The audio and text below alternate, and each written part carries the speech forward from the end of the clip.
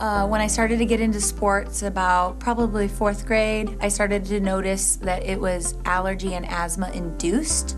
So I had issues playing sports sometimes, so with running and different stuff, or if seasonal is where I really started to notice with allergies. I was basically like bedridden because I couldn't, breathe well. Once I got tested, it was cedar, cottonwood, Scotch broom. I was allergic to basically the things that are grown outside. And so one of the biggest things is I was on a road trip with my dad in the bus, in my bunk, and I started to have my eyes swell up and my throat swell shut.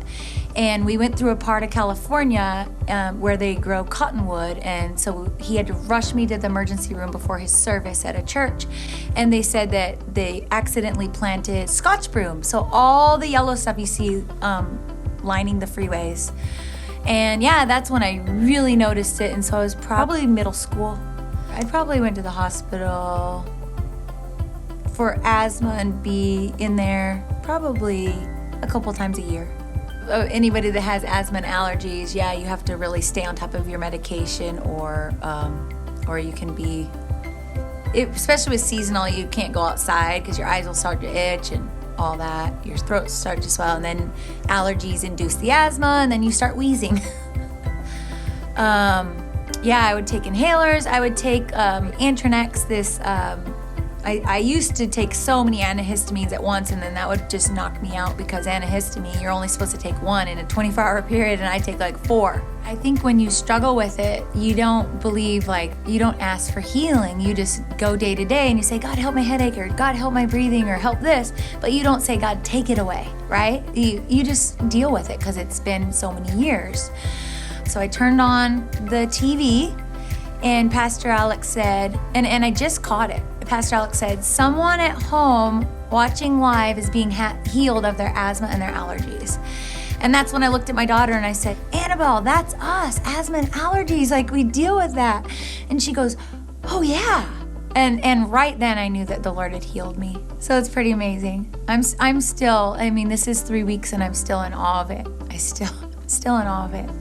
Yeah, I felt like God's been every day been like, I'm healed.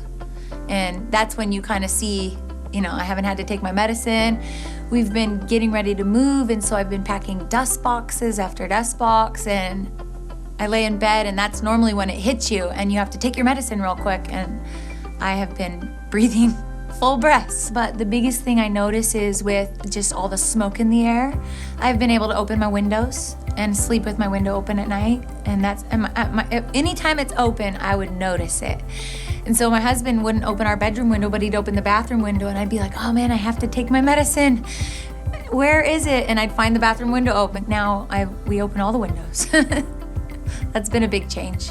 So I can breathe better. I haven't had to take any medicine. I just knew it. And then every day since then, it's been like, yeah, I'm healed. Yeah, I'm healed, Because I think sometimes the enemy tries to come in and be like, are you going to get that? Are you going to have to take your medicine? You better take it for backup. And no, I've been healed of it.